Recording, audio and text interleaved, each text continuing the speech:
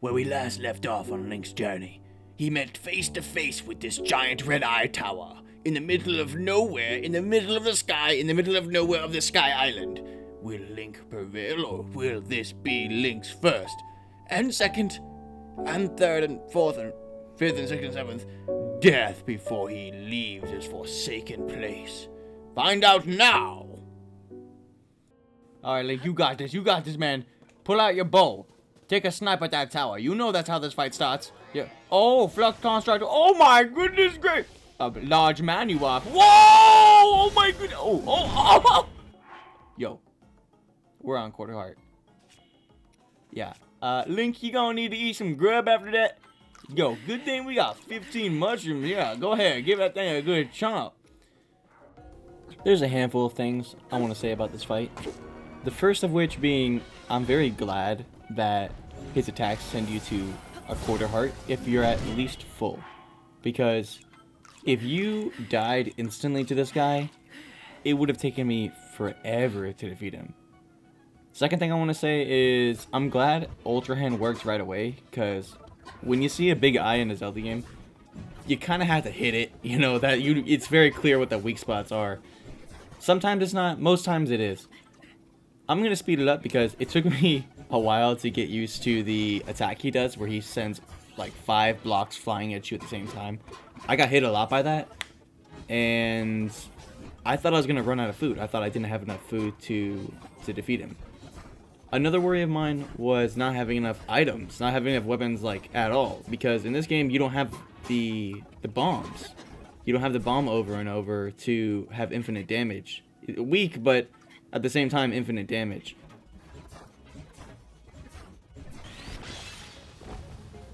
I deal the final hits here, and I get awarded with there's like the cylinder it gives you, and at first I thought it was like something you carry with you, you know, like an item like, oh look, I'm gonna unlock something, you know.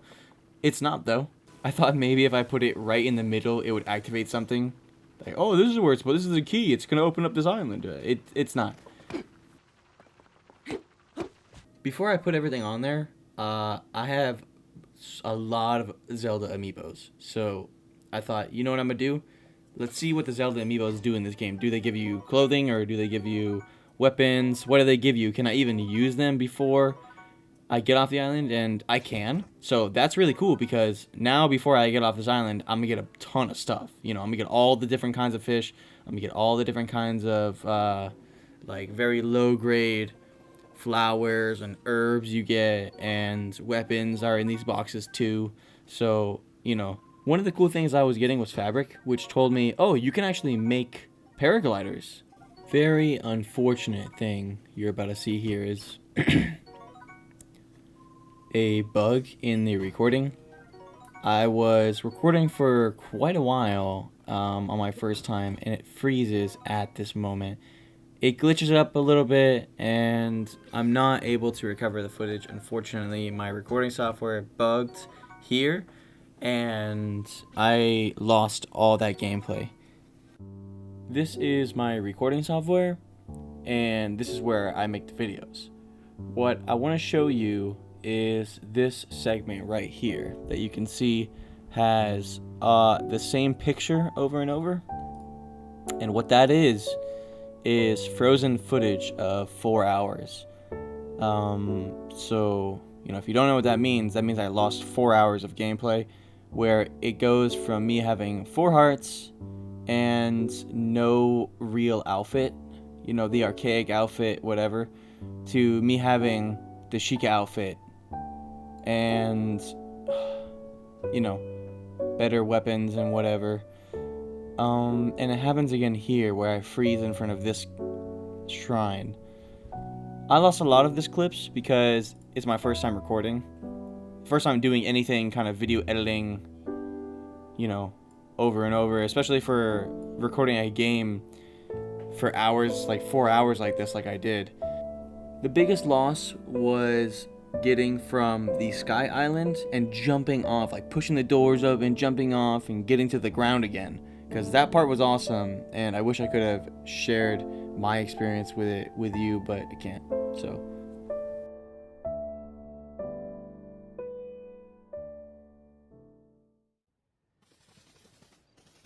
here's me on the ground. And I know it's a huge jump. I have some yellow hearts, but those are all from the amiibos. So I never found any hearty food, but the amiibos give you a lot of stuff. Especially if they have like 20 of them. The only amiibo I'm missing is the Young Link Smash amiibo and the new Tears of the Kingdom amiibo. I've been collecting them for a while. So, and when I say the only one I'm missing, I'm referring strictly to the Zelda one. What I have accomplished from the time I dropped down wasn't really a lot. I mean, I wish I could have shown you, hey, look at me jumping down. I'm making a funny voice. Oh, I'm saying something stupid or whatever, you know?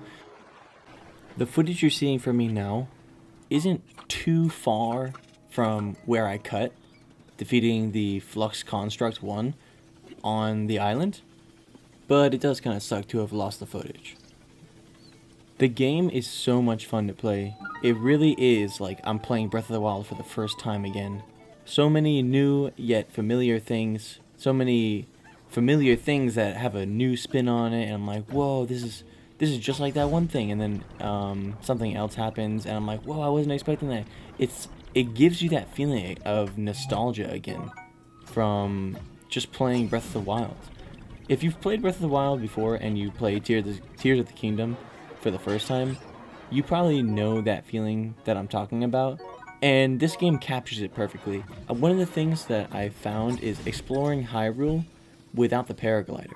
In Breath of the Wild, you get the paraglider so early that you're never really afraid of heights. You just jump off something, you press the paraglider, and sure, you can run out of stamina and you plummet and die, but I found in Breath of the Wild you can even pull out the paraglider one last time while you're out of stamina and save yourself from dying.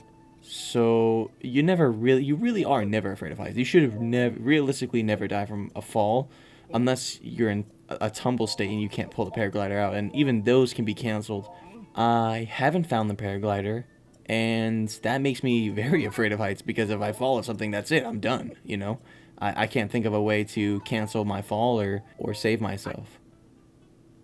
Not to mention, when you get off the plateau, it gives you a semi-clear direction as to where to go.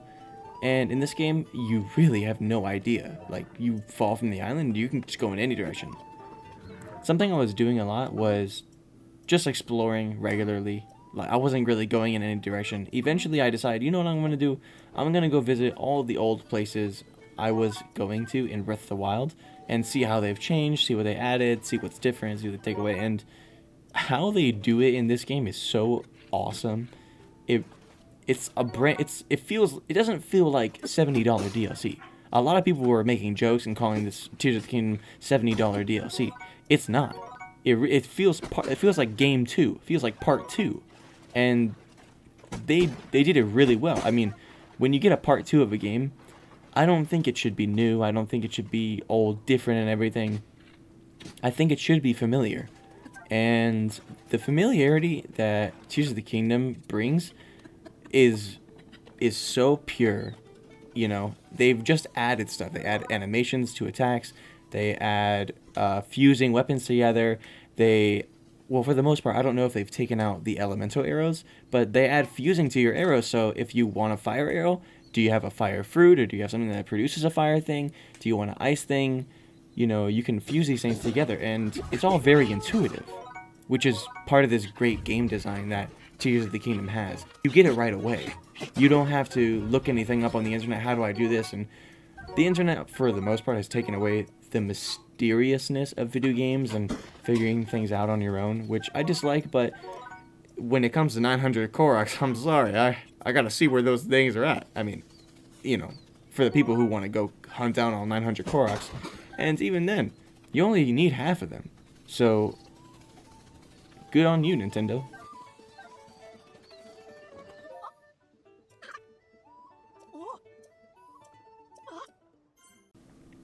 Hey, I know the episode was a little different this time.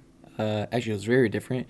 It was mostly just commentation, but I hope you enjoyed the commentation, because I needed to explain why I went from the island to the ground, and also the other cuts that are going to happen, because if you looked at the timeline, if I showed you, there was a lot of errors in the recording This is my first time making videos like this, and I didn't know that if you record for too long, well, I didn't know that the software I use, if you record for too long, it bugs out like that. So I'll cut them down to try and prevent cuts like that in the future, but they're going to happen for probably the next while until I can figure it out, until I can get better at managing this software and, operating with it. Like the video, comment down below, subscribe to the channel, and share with your friends. Thanks so much for watching.